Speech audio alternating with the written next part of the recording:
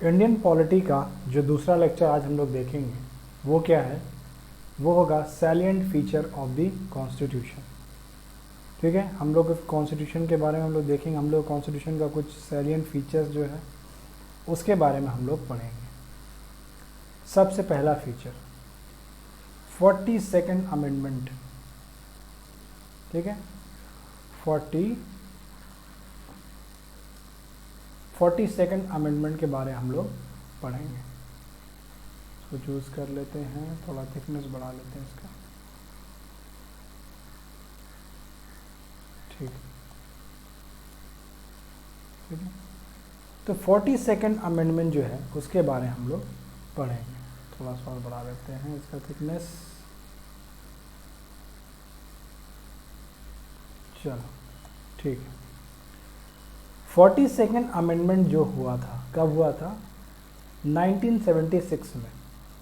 इसे mini constitution कहा जाता है। ठीक है, आगे जाकर देखेंगे क्या हुआ था इसमें, क्या नहीं हुआ था। तो 42nd अमेंडमेंट को क्या बोला जाता है?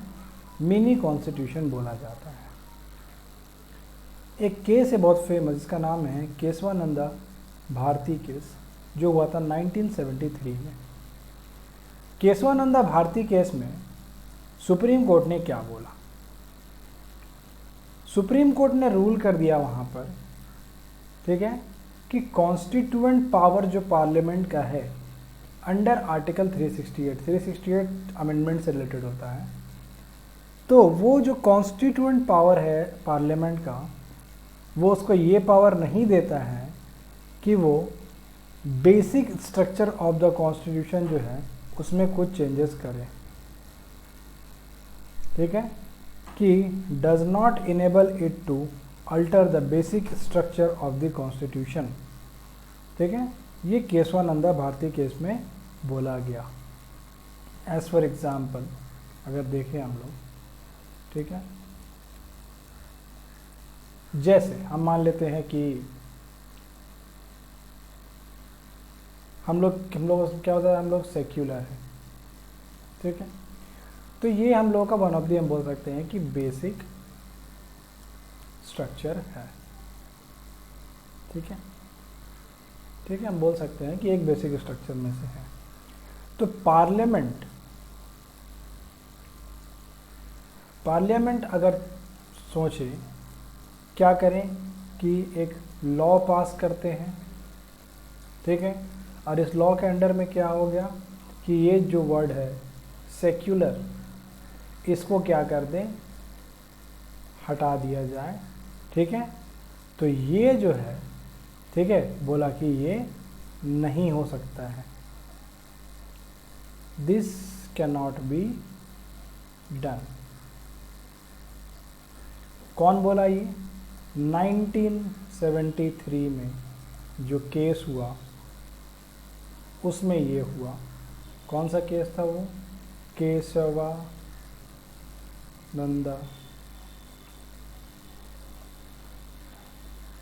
भारती केस। जो जजमेंट जो आया था उसमें बोला गया कि आप बेसिक स्ट्रक्चर को ऑल्टर नहीं कर सकते, है ना। क्या बोला गया कि can not alter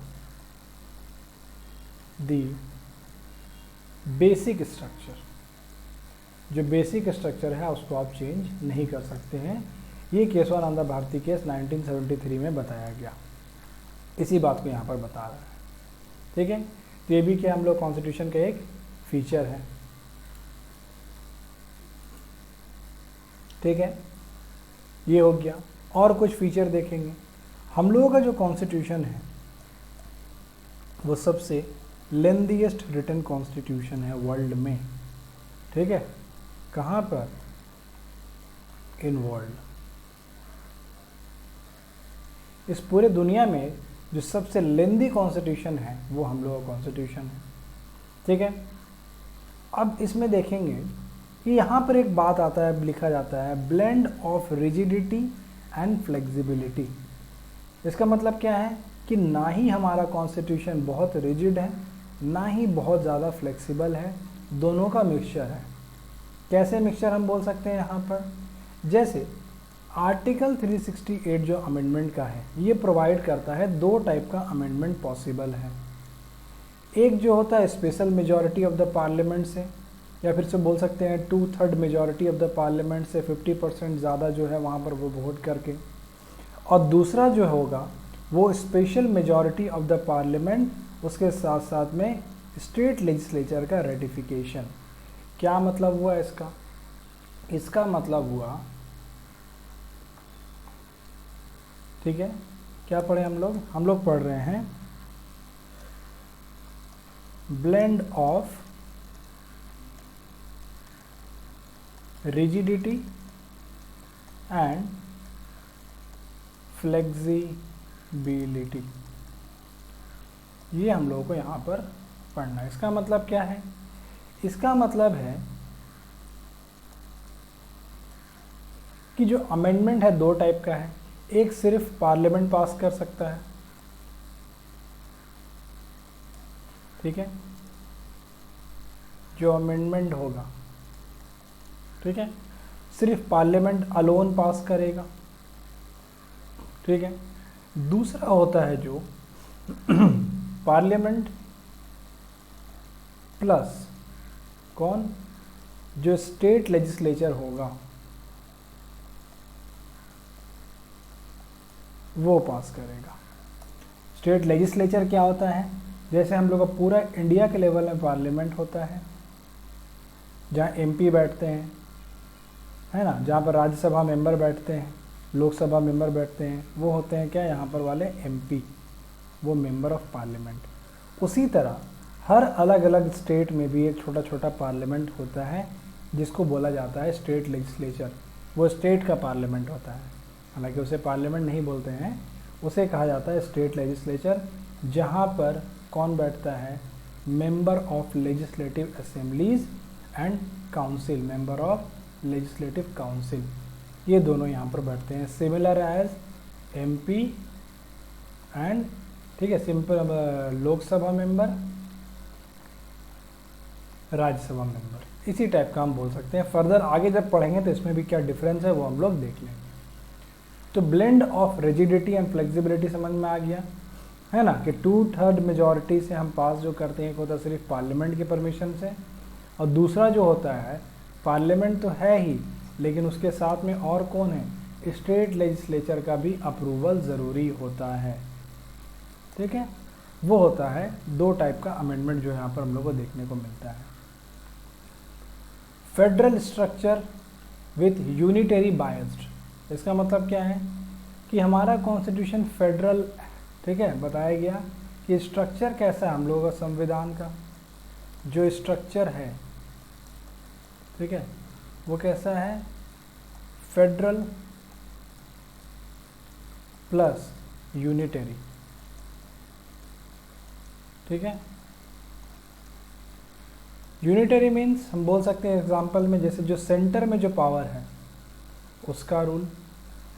federal means जो अलग अलग स्टेट है इन सबको मिलके, ठीक है।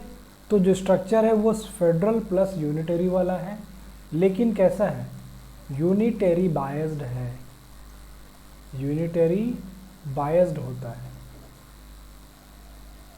ज़्यादा किधर है इम्पोर्टेंस? यूनियन की तरफ, ठीक है। एग्जाम्पल देखेंगे कि कभी भी अगर इमरजेंसी लागू होता है, ठीक है, तब स्टेट जो है वो कहाँ चला जाता है? अंडर सेंटर, ठीक है, सेंट्रल के कंट्रोल में आ जाएगा स्टेट, ठीक है। अच्छा, जो पार्लियामेंट्री फॉर्म ऑफ गवर्नमेंट है इसको और क्या क्या बोला जाता है? इसे वेस्टमिंस्टर मॉडल ऑफ गवर्नमेंट भी बोला जाता है, इसे रिस्पॉन्सिबल गवर्नमेंट भी बोला जाता है, इसे कैबिनेट गवर्नमेंट भी बोला जाता है। क्या क्या बोला जाता है? वेस्टमिंस्टर फॉर्म ऑफ गवर्नमेंट या model of government, responsible government भी बोला जाता है, और इसे कैबिनेट गवर्नमेंट भी बोला जाता है। तीनों चीज़ बोला जाता है किसे? पार्लियामेंट्री फॉर्म ऑफ गवर्नमेंट को, ठीक है। उसके बाद अब उसके बाद यहाँ क्या है, एक और टॉपिक है जिसे बोला गया है synthesis of parliamentary sovereignty and judicial supremacy. क्या मतलब हुआ इसका? Synthesis of parliamentary sovereignty and judicial supremacy. अब क्या मतलब, जैसे हम लोग देखेंगे कि डॉक्ट्रिन ऑफ सोवर्निटी, ठीक है, ऑफ पार्लियामेंट जो है हम लोगों का, वो किससे एसोसिएटेड है? पार्लियामेंट जो ब्रिटिश स्टाइल का जो पार्लियामेंट है उससे, उसी टाइप का हम लोग बोल सकते हैं, ठीक है, कि जो इंडिया का पार्लियामेंट है, इंडियाज पार्लियामेंट,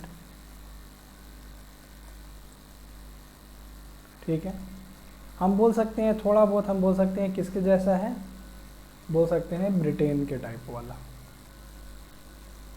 ठीक है। उसी तरह इंडिया का जो जुडिशियरी है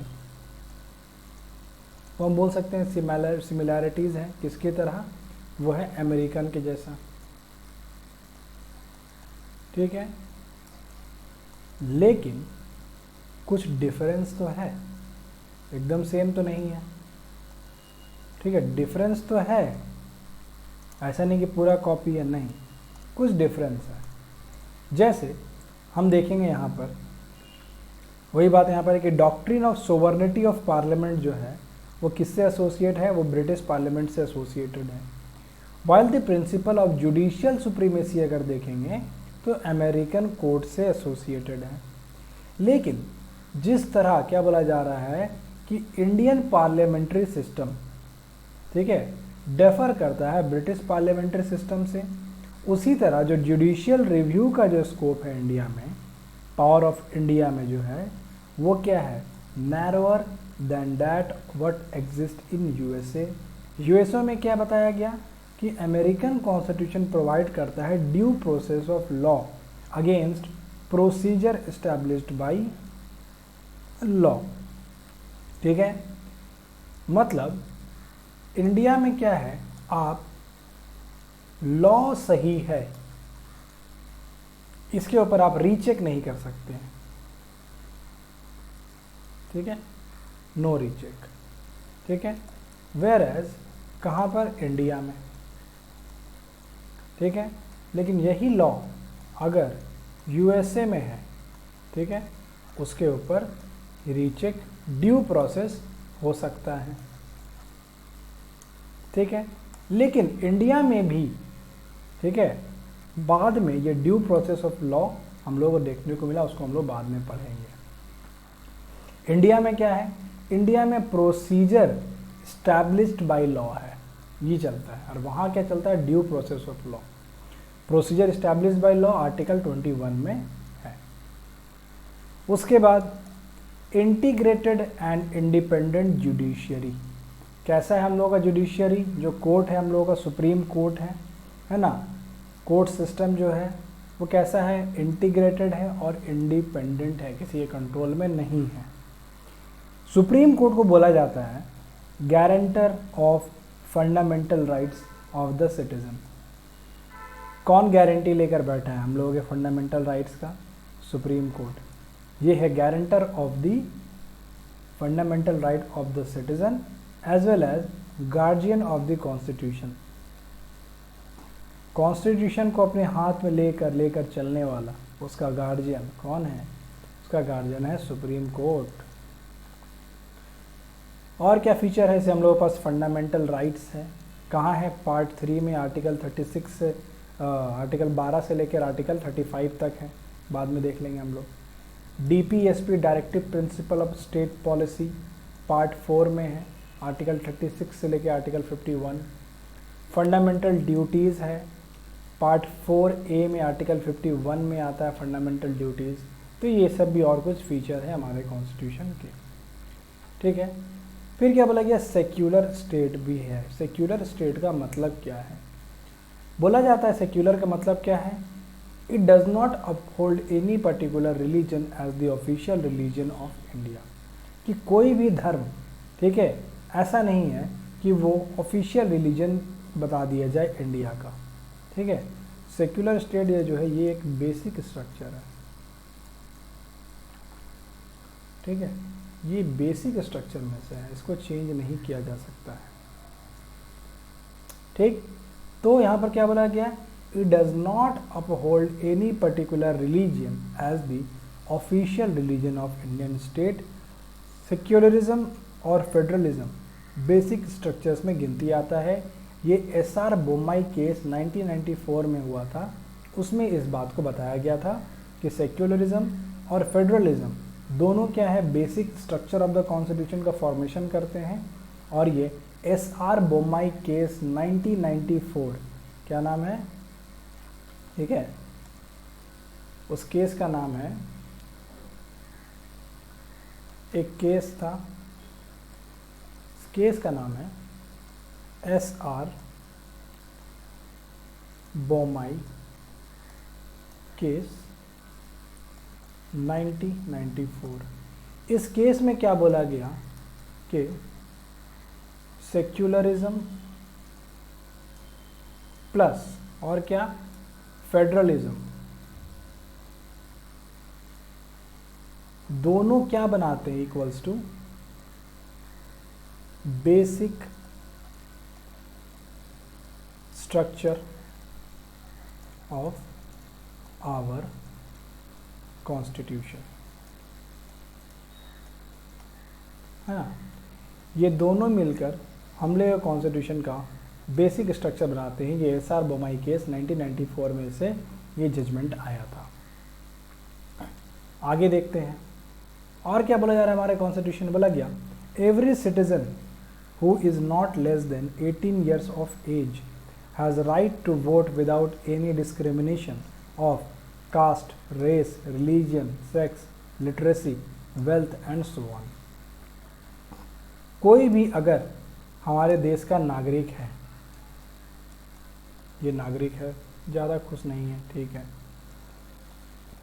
ठीक है, तो ये अगर 18 प्लस है तो ये क्या कर सकता है, वोट दे सकता है। ये बात को बोला गया। इसके ऊपर डिस्क्रिमिनेशन आप नहीं कर सकते हैं, कोई भी caste, race, religion, sex, literacy, wealth, so on, ठीक है, इसके ऊपर आप ये नहीं कर सकते हैं, ठीक है। वोटिंग क्या एक लीगल राइट है, ठीक है, और वोटिंग क्या है, ये एक लीगल राइट है, ठीक है। अच्छा, ये जो 18 किया गया था ना, ठीक है, पहले क्या था, बिफोर ये था 21 ईयर्स, इसको कर दिया कितना, 18 ईयर्स, ठीक है। 61st अमेंडमेंट, 61st अमेंडमेंट, ठीक है, 19 कब हुआ था देख लेते हैं, 1988 में इसको कर दिया गया था कि 18 साल से अब वोट दे सकते हैं, अब 21 साल नहीं रहा। कब हुआ था ये, 61st अमेंडमेंट 1988 में ये काम किया गया।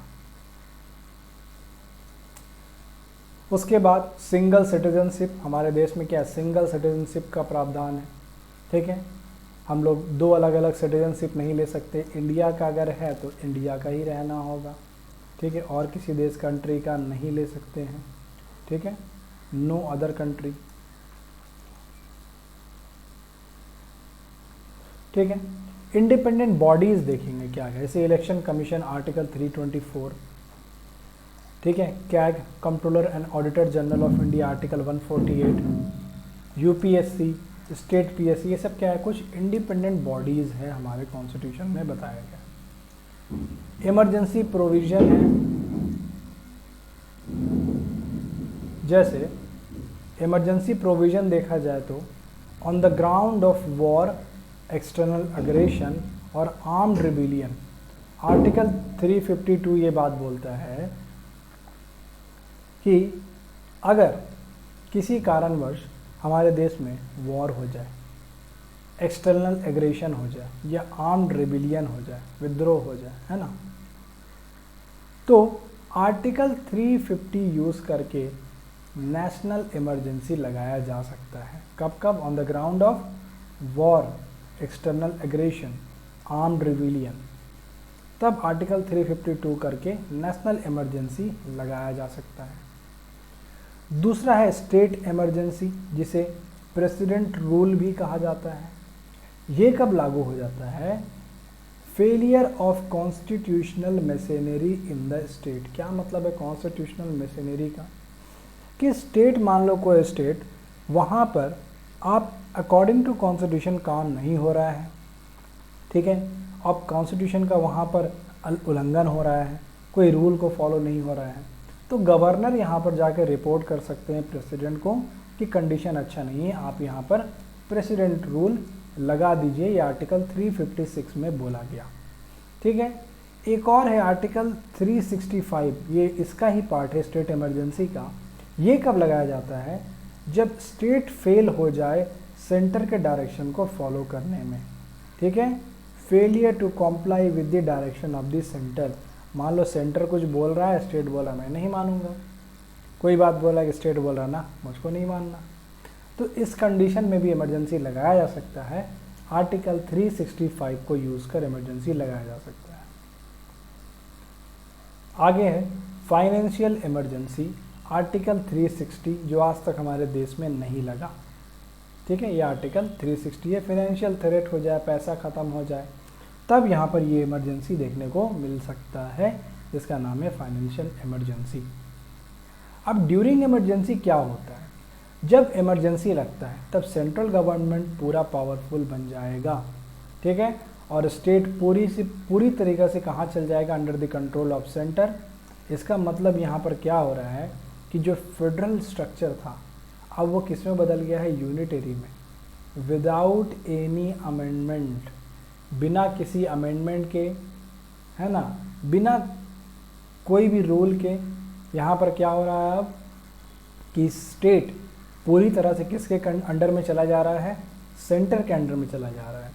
एक फेडरल स्ट्रक्चर पूरी तरह से यूनिटरी में बन जा रहा है। कब? जब इमरजेंसी लगता है तब, ठीक है। ये एक फीचर था। 3 tier of government. 3 tier of government क्या है? जैसे अगर देखें हम लोग तो क्या इलेक्शन कैसे होता है? एक होता है सेंटर के लिए, ठीक है, एक होता है स्टेट के लिए अलग, ठीक है। इसके साथ में एक और लोकल सेल्फ गवर्नमेंट, इसके लिए भी ऐड किया गया। यही है क्या? 3rd tier of government. ये क्या है? 3rd टियर ऑफ गवर्नमेंट है। कब हुआ ये?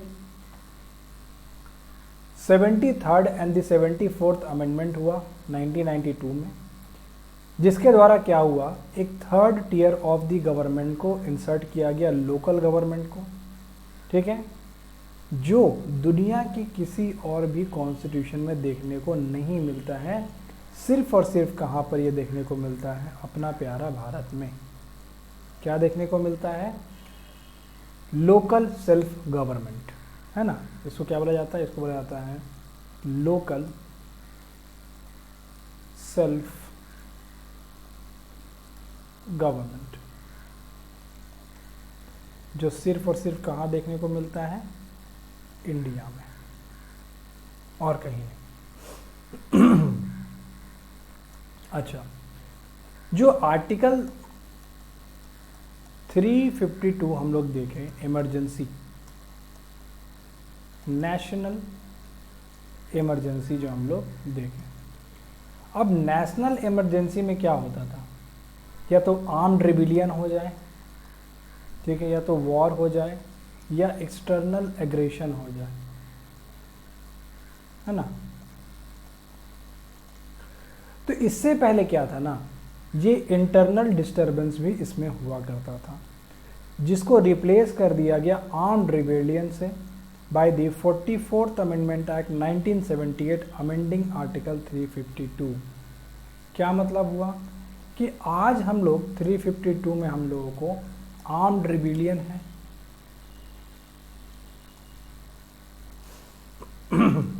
अगर आर्म्ड रिबेलियन हो जाए, ठीक है, लेकिन इससे पहले क्या था, पहले यहाँ पर था इंटरनल डिस्टर्बेंस।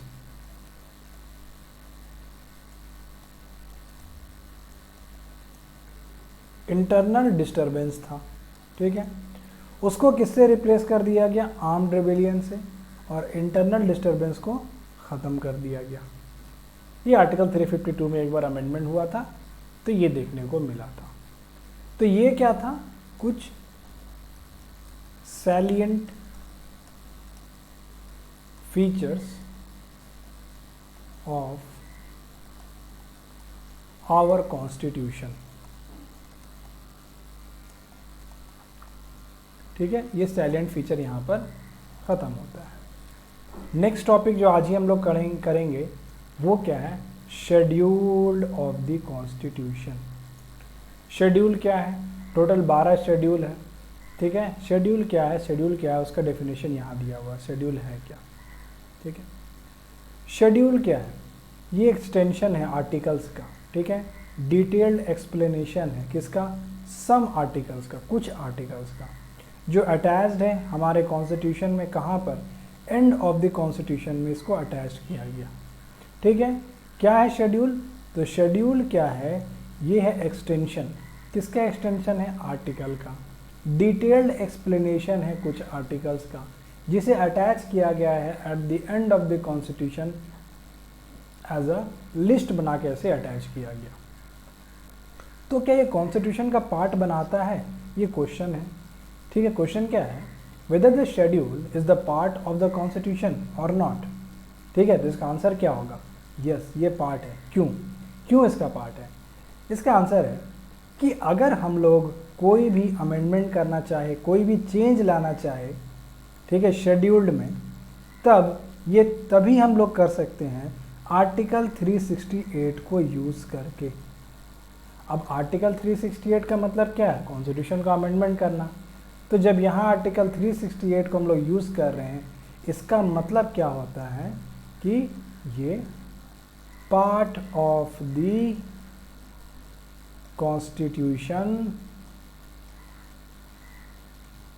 है, यही मतलब होता है इसका कि ये क्या है, पार्ट ऑफ द कॉन्स्टिट्यूशन है, ठीक है। अच्छा, अब देखते हैं शेड्यूल में क्या क्या कंटेंट है, शेड्यूल में क्या क्या होता है। जैसे फर्स्ट शेड्यूल में क्या है, name of the states and union territories and their territorial jurisdiction. State का नाम है, क्या नाम है, यूनियन टेरिटरीज का क्या नाम है, उनका टेरिटोरियल ज्यूरिसडिक्शन क्या है। टेरिटोरियल ज्यूरिसडिक्शन मतलब मान लेते हैं कि ये अपना वेस्ट बंगाल है, ठीक है, इधर में ही हम लोगों के साथ में क्या जुड़ा हुआ है, झारखंड, ठीक है, झारखंड है। अब मान लेते हैं कि अपना बंगाल का हाई कोर्ट या यहाँ का पुलिस, इनका जो पावर होगा वो कहाँ तक होगा, विद इन वेस्ट बंगाल, ठीक है। यही होता है टेरिटोरियल ज्यूरिसडिक्शन, जहाँ तक उसका बाउंड्री है, जहाँ तक वेस्ट बंगाल है वहीं तक। आप सोचेंगे झारखंड में जाए, यहाँ पर पावर आजमाए, तो ये नहीं हो सकता है, झारखंड में जाके आप नहीं कर सकते। तो ये होता है टेरिटोरियल ज्यूरिसडिक्शन। तो यही है पार्ट 1 में क्या, कि name of the state and their territorial jurisdiction, article 1 और आर्टिकल 4 इसमें आता है। सेकंड शेड्यूल में क्या आता है, provision related to salary allowance, किसका, president, governor of state and so on. President हो गया, गवर्नर हो गया, इनका सैलरी कितना होगा, इनका अलाउंस कितना होगा, तो ये सेकंड शेड्यूल में आता है। इसमें कुछ आर्टिकल्स है, सबको याद करने की ज़रूरत नहीं है, ठीक है। उसके बाद आते हैं हम लोग कहाँ, थर्ड शेड्यूल में। थर्ड शेड्यूल में क्या होता है, form of oath and affirmation. Oath और अफर्मेशन लेते हैं ना, शपथ लेते हैं, मिनिस्टर लेते हैं, ठीक है, एमपी लेते हैं, एमएलए लेते हैं, जज लेते हैं, कैग लेते हैं, ये सब लेते हैं, ठीक है। सुप्रीम कोर्ट के जज हो, हाई कोर्ट के जज हो, या किसी भी कोर्ट के जज हो, ठीक है, कैग हो, एमएलए एमपी हो, मिनिस्टर हो, तो ये सब जब अपने पद पे आते हैं तो इनको एक शपथ लेना पड़ता है, इनको एक ओथ लेना पड़ता है। वो oath according to 3rd schedule होता है। ये सिर्फ इनके लिए, ठीक है, except president, vice president and governor, इनके लिए अकॉर्डिंग टू 3rd शेड्यूल नहीं है, इनके लिए अलग हिसाब से ओथ होता है, ठीक है। तो प्रेसिडेंट, वाइस प्रेसिडेंट और गवर्नर को छोड़कर बाकी जो है इनके लिए जो ओथ होगा वो अकॉर्डिंग टू 3rd शेड्यूल होता है। फिर आता है 4th शेड्यूल। 4th शेड्यूल में क्या है? 4th शेड्यूल में है allocation of seats in Rajya Sabha, कि राज्यसभा में जो सीट का एलोकेशन होगा वो किस हिसाब से है, ये अकॉर्डिंग टू 4th शेड्यूल है, आर्टिकल 4 एंड आर्टिकल 80 इसके हिसाब से, ठीक है। 5th शेड्यूल में क्या है? Administration and control of scheduled areas and scheduled tribes, article 244, ठीक है। अब जैसे हमारे देश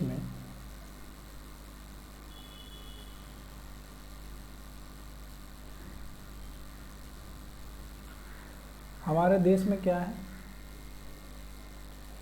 ठीक है,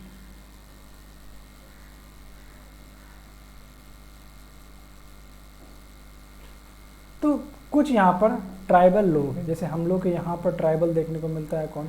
संथाली, ठीक है। आसाम में देखेंगे तो यहाँ पर बोडो, है ना। तो ये सब कुछ ट्राइब है, जो जनजातीय लोग हैं, हिंदी में जिसे बोलते हैं, ठीक है। तो ये जो एरियाज़ होगा इन सब का, ठीक है, ये सब जो एरियाज़ होगा जहाँ पर ये लोग रहते हैं, तो इन सब एरिया का या इन सब ट्राइब का जो एडमिनिस्ट्रेशन, जो कंट्रोल होगा वो अलग होगा। वो 5th शेड्यूल में बताया गया, आर्टिकल 244 इनसे रिलेटेड है, ठीक है। फिर आते हैं किसमें? 6th शेड्यूल में। 6th शेड्यूल में क्या बोला गया? Administration and control of tribal areas. इसमें भी वही, लेकिन यहाँ पर मेंशन कर दिया गया है 6th शेड्यूल में कि कौन कौन से स्टेट का ट्राइबल एरियाज़ का जो एडमिनिस्ट्रेशन होगा वो अकॉर्डिंग टू 6th शेड्यूल में होगा। आर्टिकल 244, आर्टिकल 275 के हिसाब से होगा, उसका है, ठीक है, ठीक है। 6th शेड्यूल इसके हिसाब से बोला कि ATMM means A for Assam, ठीक है, T for Tripura, M for Meghalaya, ठीक है, फिर M for Mizoram, article 244 and article 275 के अकॉर्डिंग 6th शेड्यूल में आसाम, त्रिपुरा, मेघालय, मिज़ोरम, इन सब एरिया का, है ना, कौन कौन सा था? आसाम, त्रिपुरा, मेघालय, मिज़ोरम, आर्टिकल 244, 275, इनके हिसाब से ये सब का जो ट्राइबल एरिया उसका कंट्रोल होगा आर्टिकल शेड्यूल 6 के हिसाब से। शेड्यूल 7 देखेंगे, उसमें क्या है? शेड्यूल 7 में क्या है? डिस्ट्रीब्यूशन ऑफ पावर, ठीक है, डिस्ट्रीब्यूशन ऑफ पावर किसके बीच में? यूनियन और स्टेट के बीच में से। यूनियन लिस्ट में कितना सब्जेक्ट? 100 सब्जेक्ट। स्टेट लिस्ट में कितना सब्जेक्ट? 61 सब्जेक्ट। कॉन्करेंट लिस्ट में 52 सब्जेक्ट। ये अलग अलग क्या है? सब्जेक्ट है। यहाँ क्या हो रहा है? डिवीज़न ऑफ पावर, ठीक है, किसके किसके बीच में? स्टेट के बीच में, इसके बीच में। तो union list, state list and concurrent list. सबसे पहले तो हमको समझ में आ रहा है यूनियन लिस्ट। यूनियन लिस्ट मतलब इसके ऊपर कौन लॉ बनाएगा? सेंटर, ठीक है। दूसरा स्टेट लिस्ट, तो इसके ऊपर लॉ कौन बनाएगा? स्टेट बनाएगा। और कौन बनाएगा? फिर क्या है? Concurrent list. इसमें स्टेट और सेंटर दोनों मिलके यहाँ पर लॉ बनाएंगे, वो होता है concurrent list 52 subject, state list 61 subject और यूनियन लिस्ट 100 सब्जेक्ट। आर्टिकल 246 यहाँ पर आता है, इसमें कौन सा है, 7th शेड्यूल में आर्टिकल 246 आता है, ठीक है। फिर आते हैं 8th शेड्यूल में। 8th शेड्यूल में क्या है, लैंग्वेजेस, भाषा के बारे दिया गया है कि हमारे कॉन्स्टिट्यूशन में 22 लैंग्वेजेस है आर्टिकल 344 और आर्टिकल 351 के तहत, ठीक है। और सबसे लेटेस्ट जो एडिशन है भाषा का वो कौन कौन सा है, Bodo, Dogri, Maithili, Santhali, by the, 92nd amendment act 2003। 8th schedule मतलब क्या है, जो 8th शेड्यूल है इसके हिसाब से क्या दिया,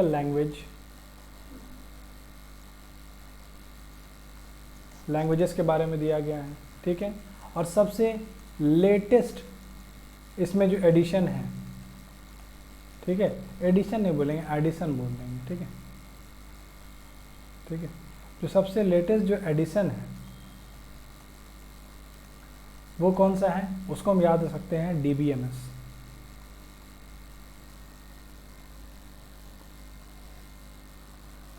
डेटाबेस मैनेजमेंट सिस्टम। वो नहीं है इसका मतलब, इसका मतलब है D for डोंगरी। ये भाषा कहाँ चलता है, जम्मू एंड कश्मीर में।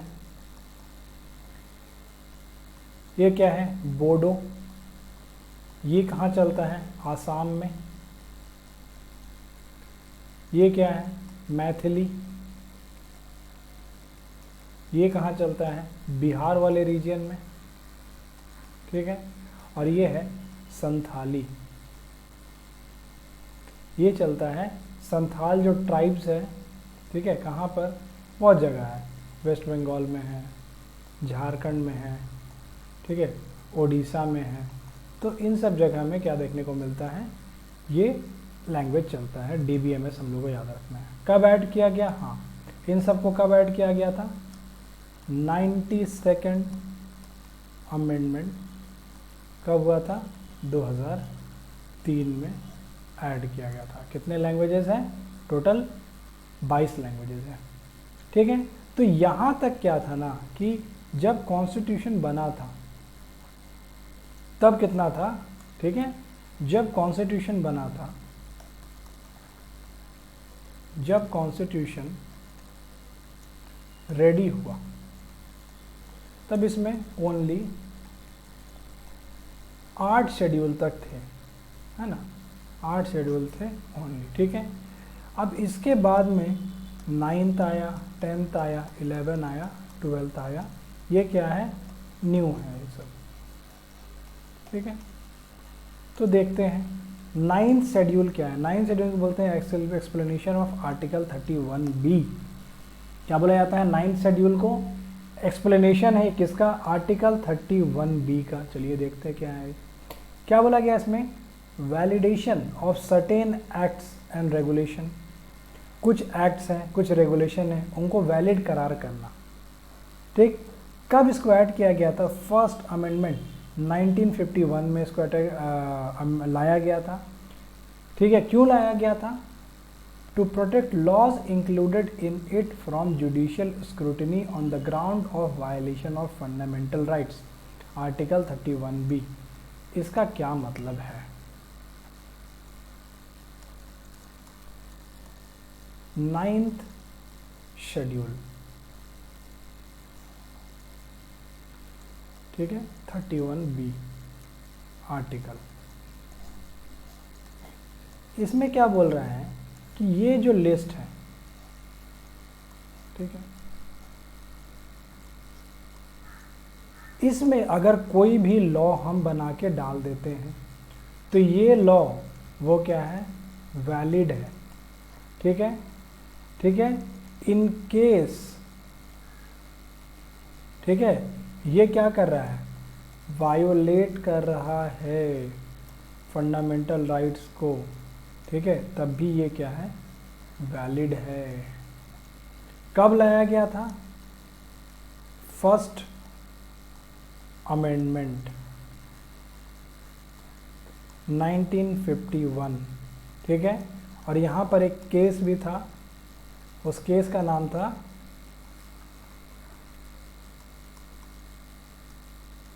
शंकरी प्रसाद केस। शंकरी प्रसाद केस किस चीज़ के लिए था ये केस? रिमूविंग जमींदारी। क्यों लाया गया? देखो, अब 1947 में हम लोगों को मिला आज़ादी, ठीक है। किसी किसी का कहना है कि 2014 में मिला। तो 1947 में हम लोग को क्या मिला? आज़ादी मिला, ठीक है। अब उसके बाद 1951-52 में इलेक्शन हुआ, ठीक है। इलेक्शन हुआ, हमारे पीएम कौन बने?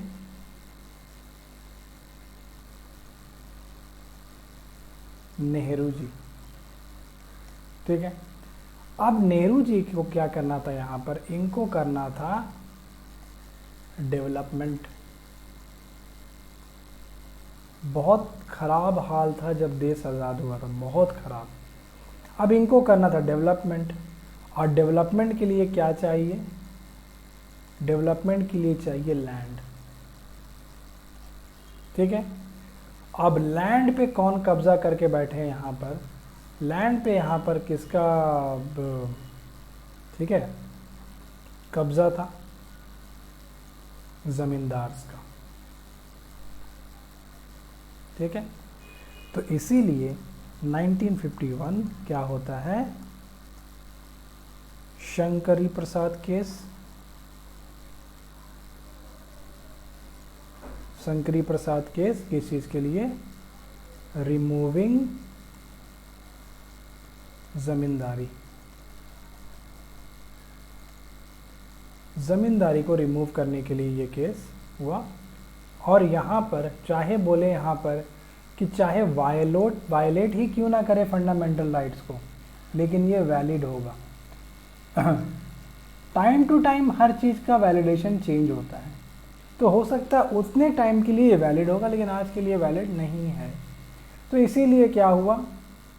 संघ जो हम लोग फिर देखेंगे केशवानंद भारती केस 1973। इसीलिए मतलब केशवानंद भारती केस को ऐसे ही मिनी कॉन्स्टिट्यूशन नहीं बोला जाता है, बहुत सारा चीज़ इवॉल्व हुआ है वहाँ पे। एक तो बेसिक स्ट्रक्चर इवॉल्व हुआ है, दूसरा यहाँ पर केशवानंद भारती केस से, ठीक है, सॉरी 42nd नहीं, वो तो अलग है। मतलब केशवानंद भारती केस का क्या इंपॉर्टेंस है कि केशवानंद भारती केस में जब हुआ तो यहाँ पर क्या बोला गया कि आप चाहे तो, ठीक है, इसमें आप डाल सकते हैं, लेकिन वो वायलेट नहीं करना चाहिए फंडामेंटल राइट्स को। पहला बात, ये बात बोला गया, ठीक है। फिर बाद में 2007 में सुप्रीम कोर्ट के द्वारा एक आईआर सीलो केस था 2007 में, उसमें क्या बोला गया कि कोई भी लॉ अगर 24 अप्रैल 1973 के बाद इसमें इंक्लूड होते हैं तो वो जुडिशियल स्क्रूटिनी के लिए, जुडिशियल रिव्यू के पूरी तरह से ओपन है, उसको देखा जा सकता है। इसको एक्सप्लेन करेंगे आगे आके, ठीक है। अभी इसको यहीं तक रखते हैं। जैसे उसके बाद देखेंगे 10th शेड्यूल में। 10th शेड्यूल में क्या था? एंटी डिफेक्शन लॉ, दल बदलू कानून, added by the 52nd amendment act 1985 में इसको ऐड किया गया। आर्टिकल 102, आर्टिकल 191, ये हो जाएगा पार्लियामेंट के लिए, ये हो जाएगा अपना लेजिस्लेटिव असेंबली के लिए, ठीक है। 52nd amendment act 1958। 11th schedule और 12th शेड्यूल क्या है? 11th शेड्यूल में है panchayat, rural government, article 243G, जी से हम याद रख सकते हैं गांव, गांव के लिए local self government, article 243G। इसमें 29 मैटर्स है और 73rd अमेंडमेंट एक्ट 1992 के तहत इसको ऐड किया गया था, वही 3rd year of the government. और उसके बाद 12th शेड्यूल है। 12th शेड्यूल में क्या है? म्यूनिसिपैलिटी के लिए, अर्बन लोकल गवर्नमेंट के लिए इसको ऐड किया गया 74th अमेंडमेंट एक्ट 1992, ठीक है। इसमें 18 मैटर्स हैं और दोनों का इम्प्लीमेंटेशन ईयर कब से है? ये और ये 1993 से दोनों इम्प्लीमेंट होते हैं, और 12th शेड्यूल उसके लिए आर्टिकल क्या है 243W। अब यहाँ विकास हो गया, W वाला विकास, ठीक है, तो यहाँ विकास हो गया, ये अर्बन बन गए। और 243G फॉर गांव, गांव से याद रहेगा हमको पंचायत, और यहाँ विकास हो चुका है W से urban local government 12th schedule, ठीक है। 73rd and 74th amendment act 1992। तो शेड्यूल के बारे में हम लोग देख चुके क्या है, ये पढ़ चुके हम लोग शुरू में ही, ठीक है। आगे देख लेते हैं। अच्छा हाँ, शंकरी प्रसाद केस के बारे में बोला था ना, आगे देखते हैं। तो शंकरी प्रसाद केस जब हुआ तो सुप्रीम कोर्ट ने क्या बोला कि शेड्यूल 9 वैलिड है, ठीक है, कॉन्स्टिट्यूशन में से लगाया जाए, ठीक है। किस लिए था? जमींदारी सिस्टम को रिमूव करने के लिए। लेकिन जब केशवानंदा भारती केस का जजमेंट आया 1973 में, और ये 24 अप्रैल 1973 को ही आया था, यहाँ डॉक्ट्रिन ऑफ बेसिक स्ट्रक्चर जब डेवलप हुआ, ठीक है, तो बोला गया यहाँ पर आपको जो अमेंड करना है कर लीजिए, मुझको कोई प्रॉब्लम नहीं है, लेकिन बेसिक स्ट्रक्चर को आप छू नहीं सकते, उसके साथ आप कुछ भी चेंज नहीं कर सकते, उसको ऑल्टर नहीं कर सकते, उसको डॉक्टर नहीं कर सकते, ठीक है। अगर कोई भी लॉ हमको दिख गया कि फंडामेंटल राइट के साथ में वो वायलेट कर रहा है ना, तब उसको वो लॉ हटाइए, वो इनवैलिड है, वो नहीं हो सकता है। ये बोला केशवानंदा भारती केस में, ठीक है। मतलब शंकरी प्रसाद केस का पूरी तरह से रिवर्सल यहाँ पर देखने को मिला, ठीक है। और उसके बाद क्या बोला गया, एक और केस आया 2007 में सुप्रीम कोर्ट के सामने, जिसका नाम था IR सेलो केस भी बोलते हैं, ठीक है। इसमें क्या बोला गया कि देखिए, अगर कोई भी लॉज 24 अप्रैल 1973 के बाद में, ठीक है, 9th शेड्यूल में डाला जाता है, तो वो पूरी तरह से ओपन है जुडिशियल रिव्यू के लिए। अब उसको कोर्ट एग्जामाइन कर सकता है कि जो लॉ आप ऐड किए हैं, सबसे पहले डेट चेक करेंगे कि डेट चेक करिए तो सर कितना है उसका डेट, 24 अप्रैल 1973 बाद आया या पहले आया? बोला सर बाद में आया। बाद में आया, निकालिए। अब उसको वो लोग रीड करेंगे, देखेंगे कि यह फंडामेंटल राइट को वायलेट कर रहा है या नहीं कर रहा है। अगर देखेंगे वायलेट कर रहा है, लॉ ख़त्म, लॉ को खारिज कर दिया गया, ठीक है। और अगर देखा जाए तो कि अगर वो वायलेट नहीं कर रहा है, लॉ को पास कर दिया जाता है, ठीक है। यही था आर्टिकल 31B, ठीक है, 9th शेड्यूल। फिर क्या एंटी डिफेक्शन लॉ हम लोग देखे थे, 52nd अमेंडमेंट एक्ट 1985 में जो आया। कब आया था 52nd अमेंडमेंट?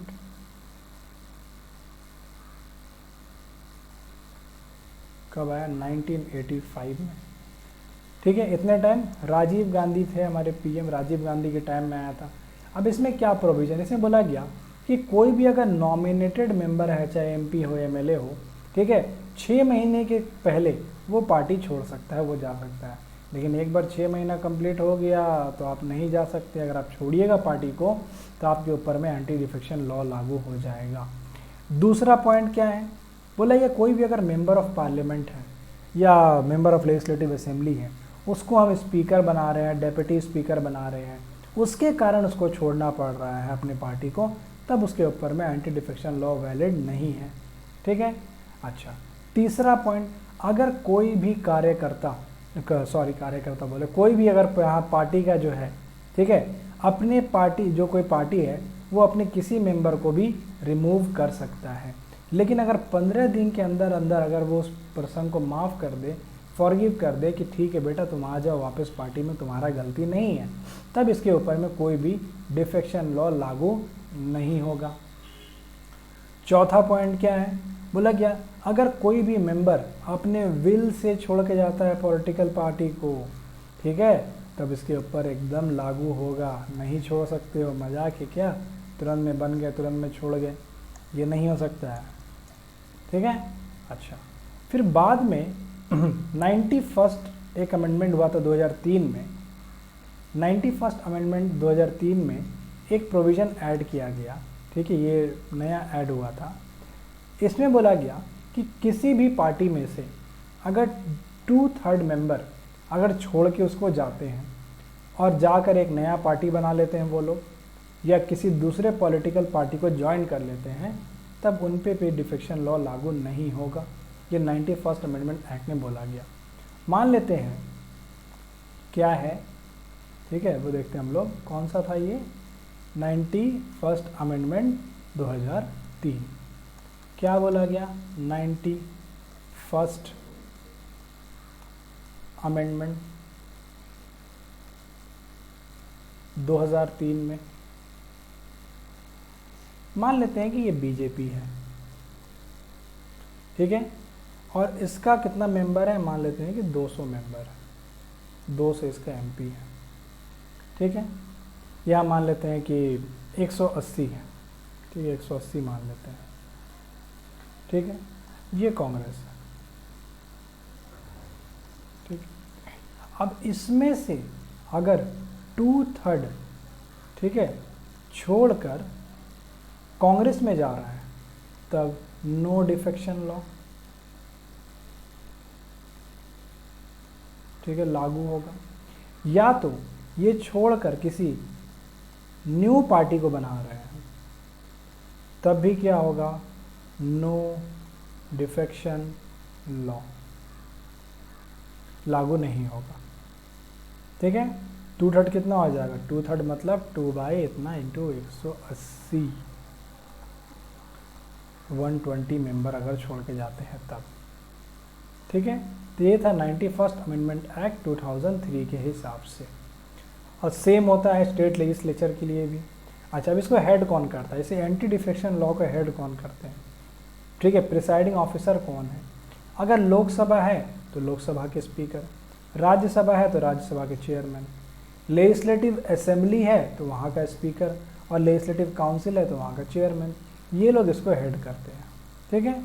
तो ये हम लोग आज क्या पढ़े, ये सब का ज़रूरत नहीं है। मेंस का अगर किसी का ऑप्शनल होगा तब ज़रूरत पड़ेगा, ऑप्शनल के लिए ये सब का ज़रूरत पड़ेगा, ठीक है, ऐसे नहीं, ठीक है, ये सब। तो यहाँ इसका अभी कोई ज़रूरत नहीं है। तो हम लोग क्या हुआ, हम लोग का यहाँ पर कंप्लीट आज एक पढ़े हम लोग सैलिएंट फीचर्स, ये कंप्लीट हुआ आज।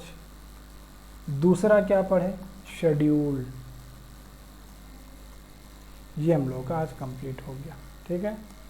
तो आज का लेक्चर यहाँ पर ख़त्म होता है, ठीक है। Thank you.